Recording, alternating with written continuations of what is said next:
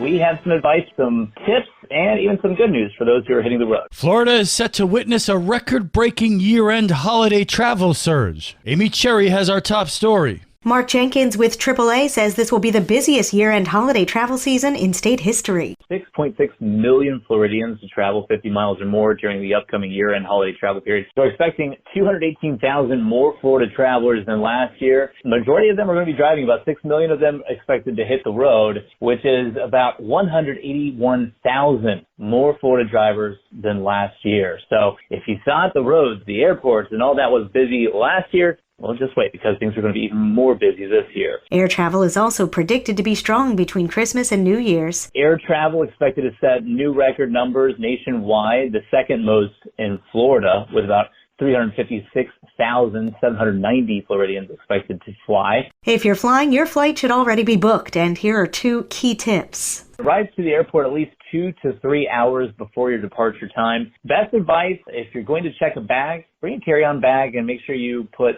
an extra set of clothes and all your medications in that carry-on. If you're driving to your destination, here's AAA's best advice. You can leave before lunchtime. That's certainly your best bet for avoiding congestion. The busiest times to drive will be in the afternoon and early evening hours, especially through some of those larger major metro areas. The roadways are predicted to be more crowded than usual from December 23rd through the 28th. The good news, gas prices are in drivers' favor. Right now, the average price is a new 2023 low. We're paying just below $3 a gallon around the state. I would anticipate prices to remain low through the holidays. For St. Augustine's Local Morning News, I'm Amy Cherry. This local news is a service of your hometown Toyota dealer, Beaver Toyota US 1 St. Augustine, here to wow you. This project reminds me of a boat I once had. Constant maintenance, constant repair, and constant cleanup. Residents spoke out against a planned multi-use trail on Shore Drive along the Matanzas River. Liz Ryan reports. At last Tuesday's Board of County Commissioners meeting, residents voiced concerns about a 3.25-mile asphalt trail to be constructed in St. Augustine South along the river. Most of it's very narrow, so if you're going to put a path 12 feet wide, it's totally inappropriate. Most of the homes along this road have septic tanks. We don't want poop in the river when it floods during hurricanes. Reject this proposal. The entire St. Augustine South neighborhood is on septic tanks. Water runs downhill. Pesticides, fertilizers, sewage, all runs towards the river. If you build this boondoggle, the trail will be flooded. The asphalt will begin to heave and buckle. The hunks and the chunks are going to just wash right into the river, and we could all pay to clean it up. I walk it every single day. I can tell you where all the dog poop is on this trail.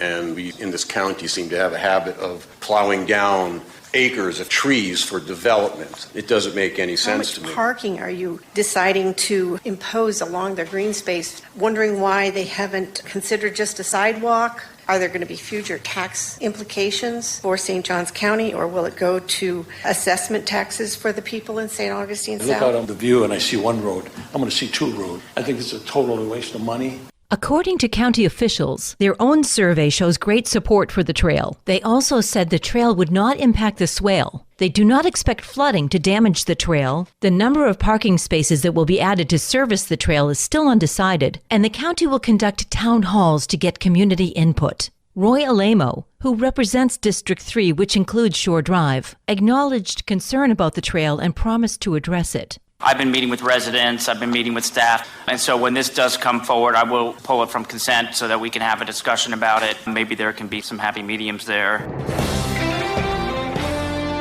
Is that time of the year again? St. Augustine Beach Police Public Safety Officer Ed Martinez tells Liz Ryan what's coming up. Tomorrow night won't be like any old Wednesday night.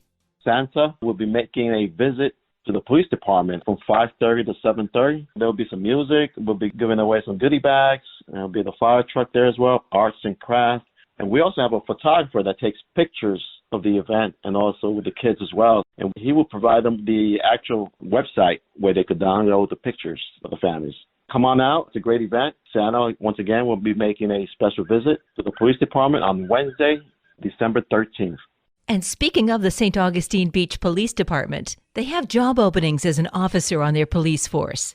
They're offering excellent training opportunities, benefits, and other perks. To find out more, go to sabpd.org. For St. Augustine's Local Morning News, I'm Liz Ryan. And now you're up to date with St. Augustine's local morning news. I'm Rich Carroll.